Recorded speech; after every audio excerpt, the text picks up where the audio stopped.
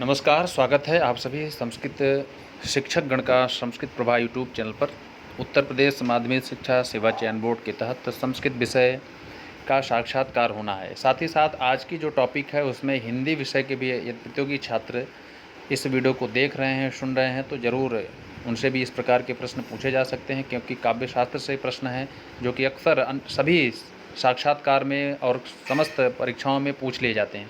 तो इस प्रकार के प्रश्नों को हम इग्नोर नहीं कर सकते हैं, हम जानने की चेष्टा करते हैं। ठीक है, तो चलिए, अगर वीडियो अच्छा लगे तो आप सब एक बार लाइक बटन दबा करके अपना स्नेह एवं प्रेम जरूर प्रकट करें और शेयर करके आप दूसरे को भी कृतार्थ करें। और साथ ही साथ आप अगर नए हों तो इस चैनल को सब्सक्राइब कर लेंगे, बेल आइकन को ज़रूर प्रेसित करेंगे ताकि नोटिफिकेशन आप तक पहुंच सके।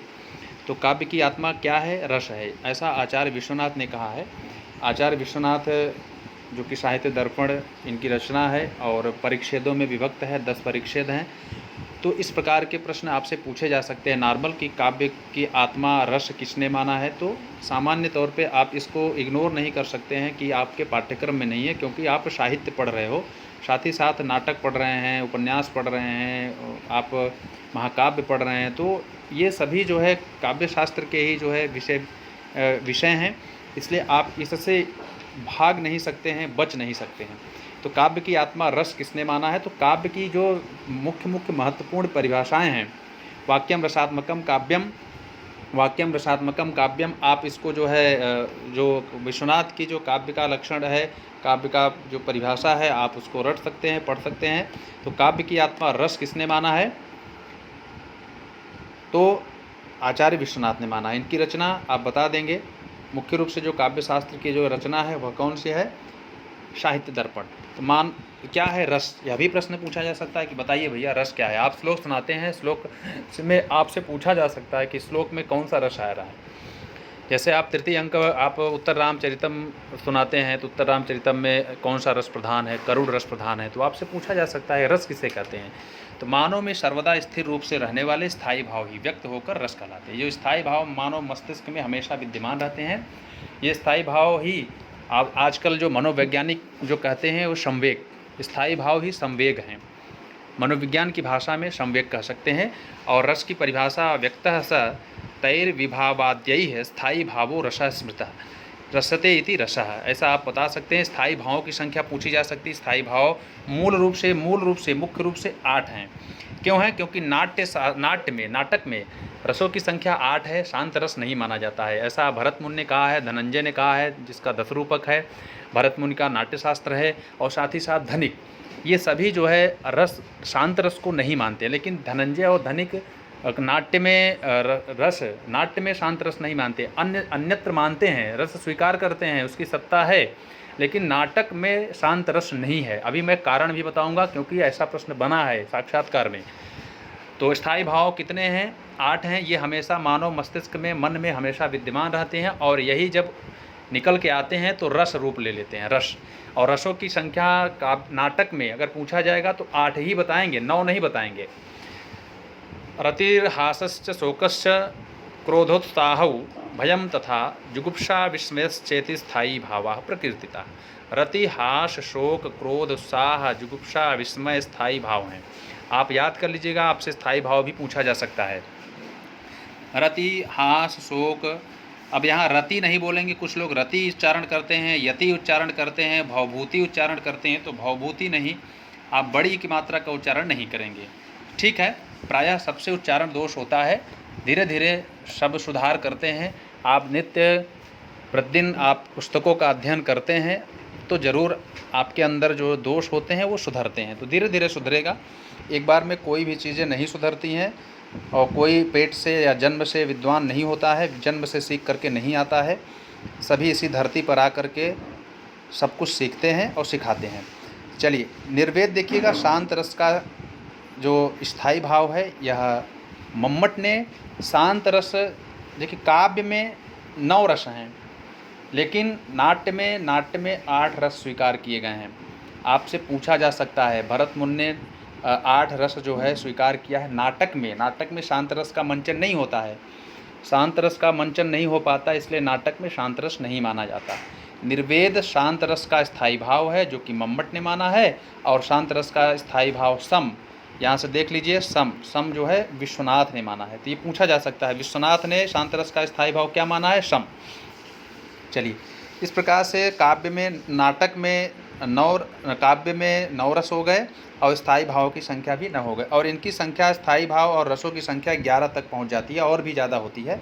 विश्वनाथ वात्सल रस को मानते हैं, रूप गोस्वामी भक्ति रस को भी मानते हैं। इस प्रकार से 11 रस और स्थायी भाव 11 भी हो गए। लेकिन आपसे मुख्य रूप से नाटक में पूछा जाएगा तो आप बताएंगे 8, और काव्य में पूछा जाएगा तो आप बताएंगे 9, और स्थायी भावों की संख्या 9 काव्य में, लेकिन नाट्य में 8, क्योंकि शांत रस नहीं मानते हैं नाटक में।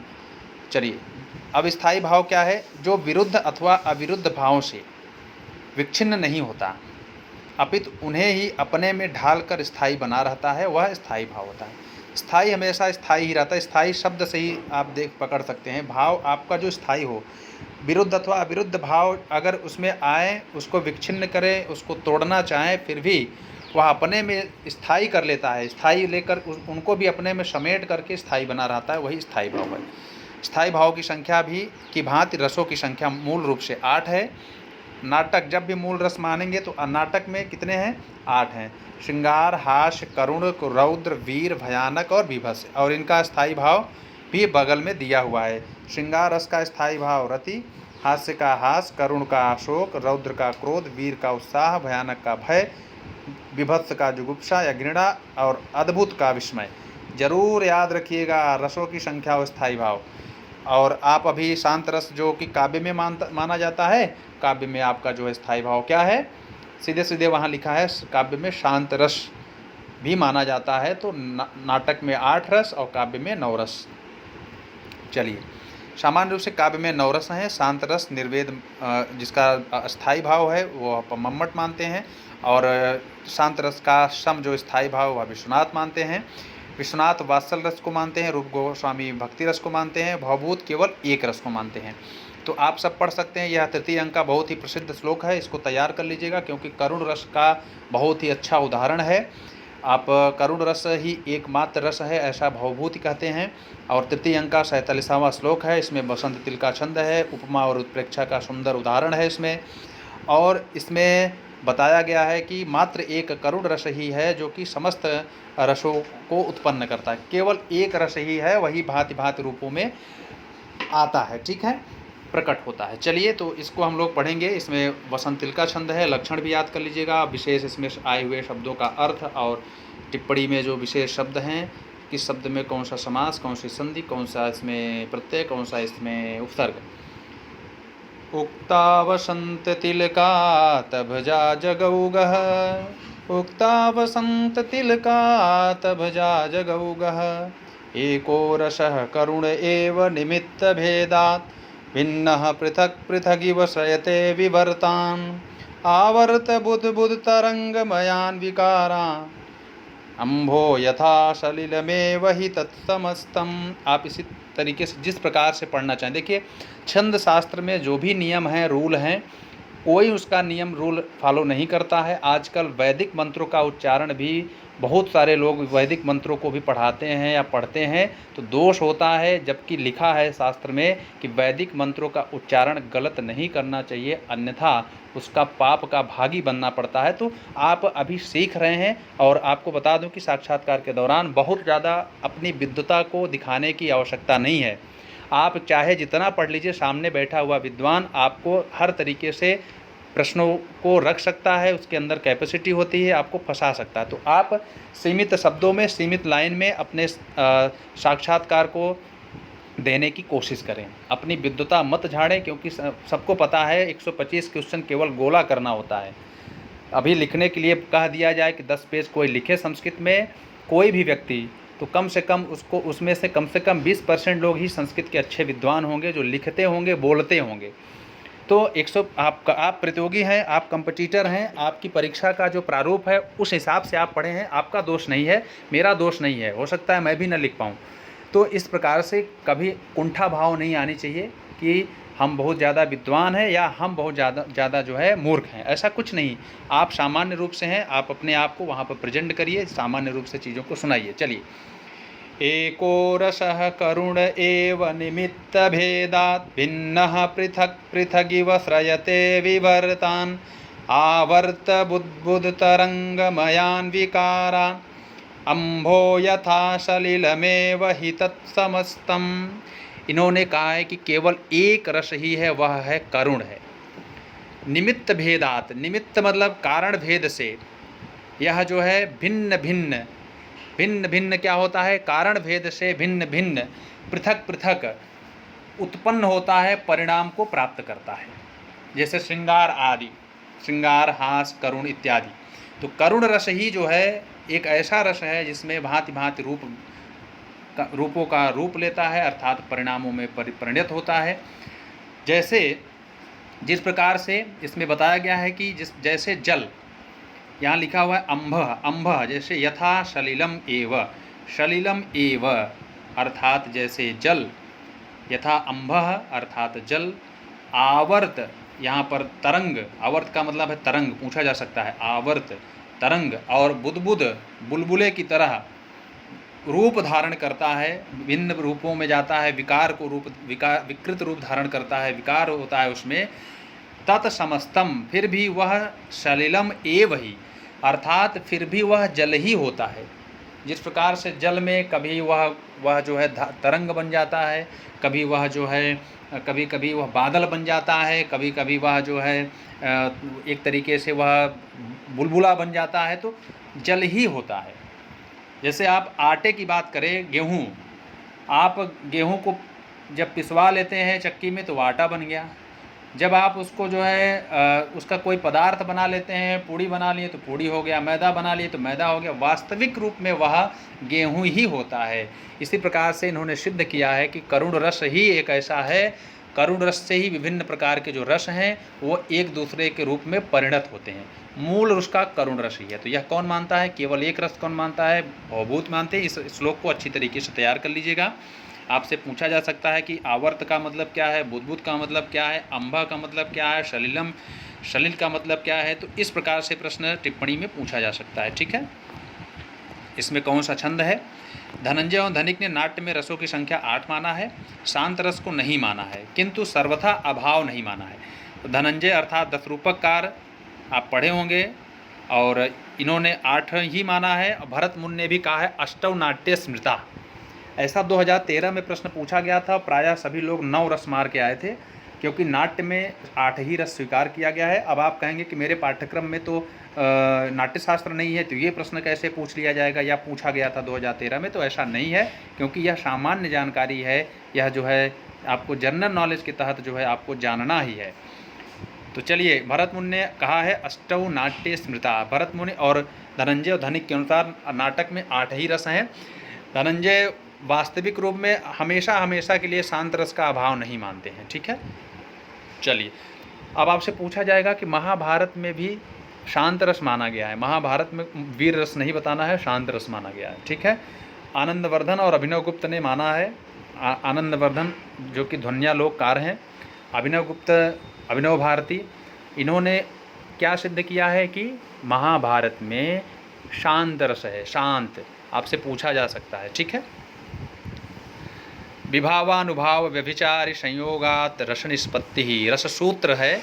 ये पूछा जा सकता है कि आप भरत मुनि का रस सूत्र बताएं। तो विभावानुभाव व्यभिचारी संयोगात रस निष्पत्ति, विभाव और अनुभाव और व्यभिचारी भाव के संयोग से रस की उत्पत्ति होती है। अब ज़्यादा डीपली आपको टीजीटी वालों को नहीं पढ़ना, लेकिन पीजीटी वाले जानते रहेंगे। निष्पत्ति शब्द की 3 तरीके से व्याख्या हुई है। वह भट्ट लोल्लट ने उत्पत्तिवाद, शंकुक अनुमतिवाद या चित्त तुरग न्याय, और भट्टनायक भक्तिवाद और अभिनवगुप्त अभिव्यक्तिवाद। ये पीजीटी वालों के लिए। केवल आपको यही जानना है कि विभावानुभाव व्यभिचारी संयोगात रस निष्पत्ति ही, यह क्या है, रस सूत्र है। किसका है, भरत मुनि का। भरत मुनि की रचना है नाट्यशास्त्र। और फिर इसमें नाटक में शांत रस क्यों नहीं माना जाता है, ऐसा सवाल आपसे पूछा जाएगा इंटरव्यू में। तो नाटक में क्यों नहीं होता है शांत रस, वह है क्योंकि शांत रस इसलिए नहीं माना, निवृत्त प्रधान होता है। नाटक में शांत रस क्यों नहीं माना जाता है, क्योंकि शांत रस निवृत्त प्रधान होता है, निवृत्त का अभिनय नहीं किया जा सकता, जबकि नाट्य प्रवृत्त प्रधान होता है जिसका अभिनय किया जाता है। ठीक है, ये आपका तर्क होगा, इसको नोट कर लीजिए। चलिए, अभिनवगुप्त आनंदवर्धना ने काव्य में शांत रस की स्थापना की है अपने। आनंदवर्धन ने महाभारत में शांत रस माना है। विभाव, जो वासना रूप में अवस्थित स्थायी भाव को विभाजित करे। देखिए भाव में वी लग गया, वी मतलब विभाजित। जो वासना रूप में अवस्थित स्थायी भाव को, जो स्थायी, सीधा सीधा आप बता दें, जो स्थायी भाव को विभाजित करे, वी से पकड़ लेंगे, ये आपके लिए सरल परिभाषा है। अर्थात आस्वाद्य योग्य बनाए, रसास्वाद्य योग्य बनाते हैं। रसानुभूति के ये वास्तविक कारण होते हैं। विभाव ही आपको रसानुभूति के कारण होते हैं। विभाव दो प्रकार के होते हैं, आलंबन विभाव और उद्दीपन। देखिए यहाँ पर आपको आलंबन विभाव जिसमें रस की उत्पत्ति होती है, उद्दीपन जिसके कारण से होता है। जैसे अभिज्ञान शाकुंतलम में राजा दुष्यंत को देख करके शकुंतला जो है उसके अंदर श्रृंगार रस की उत्पत्ति होती है, तो यहाँ पर आलंबन कौन है? शकुंतला है। और जिसको देख करके तो यहाँ पर उद्दीपन विभाव, आलंबन और उद्दीपन विभाव दो तरीके से हो सकते हैं। आप कुल मिला करके यह उल्टा भी हो सकता है, कभी दुष्यंत हो जाएंगे आलंबन, कभी शकुंतला हो जाएगी आलंबन। तो ये उल्टा भी हो सकता है कि जिसके अंदर जो है रस की उत्पत्ति होगी, ये आलंबन और उद्दीपन विभाव बदलते रहते हैं। तो अनुभाव क्या है? अनुभाव, अनु मतलब पीछे, आप समझ सकते हैं। रत आदि स्थायी भावों को अनुभावित करते हैं, अनुभव का विषय बनाते हैं, वे अनुभव कहलाते हैं। ठीक है, जैसे आप कैसे आपके अंदर अश्रु जो प्रवाहित होते हैं उसका कारण आपको करुण रस की उत्पत्ति समझ में आती है। तो अनुभाव जो कराएं, अनुभव का जो विषय बनाते हैं, वे अनुभाव कहलाते हैं। ठीक है, या स्थायी भाव के स्फुरण की सूचना देने वाले भाव को अनुभाव कहते हैं। कैसे पता चलेगा कि जो स्थायी भाव जब चलने वाले होते हैं, निकलने वाले होते हैं, उसकी जो सूचना देता है उनको क्या कहा जाता है? उन देने वाले भावों को अनुभाव कहते हैं। व्यभिचारी भाव जो अनुभवों की भांति रति आदि स्थायी भावों की आंतर स्थिति को बाह्य में अभिव्यक्ति में परिवर्तित करे। तो व्यभिचारी भाव क्या होते हैं? जो स्थायी भाव होते हैं, अंदर विद्यमान होते हैं, उनको जब बाह्य अभिव्यक्ति का रूप दें, परिवर्तित करें, उनको व्यभिचारी अथवा संचारी भाव कहते हैं। ये संचरण करते रहते हैं, एक जगह स्थिर नहीं रहते हैं। और संचारी भाव की संख्या आपसे पूछी जा सकती है, इनकी संख्या 33 है। इसमें से कुछ जरूर याद कर लीजिए। निर्वेद, ग्लानि, शंका, सूया, मद, श्रम, आलस्य, दैन्य, चिंता, मोह, स्मृति, धृति, व्रीड़ा, चपलता, हर्ष, आवेग, जड़ता, गर्व, विषाद, औत्सुक्य, निद्रा, अपस्मार, सुप्ति, विबोध, अमर्ष, अभित्ता और उग्रता, मति, व्याधि, उन्माद, मरण, त्रास और वितर्क। देखिए इनकी संख्या आपको 33 ही बताना है, इनकी भी संख्या बढ़ी है। तो देव जो है, देव भी मानते हैं, संख्या बढ़ा दिए हैं, देव कवि हैं। ठीक है, इस प्रकार से आपको केवल 33 ही संख्या बतानी है कि संचारी भाव की संख्या कितनी है, 33। तो मित्रों, आप सबके लिए पुनः दूसरे वीडियो के साथ हम उपस्थित होंगे। आप सब जरूर इन तथ्यों को देख लीजिएगा, समझ लीजिएगा। आप और मुझसे भी ज़्यादा बेहतर समझने और समझाने की चेष्टा करिएगा और आपका साक्षात्कार अच्छा जाएगा। मैं पुनः मिलूँगा आप सबको दूसरे वीडियो में। लाइक करके अपना स्नेह प्रेम जरूर प्रकट करें और शेयर करके औरों को भी कृतार्थ करें। सेवा करना चाहिए, क्योंकि सेवा करने से पुण्य मिलता है। तो आज के लिए इतना ही, धन्यवाद।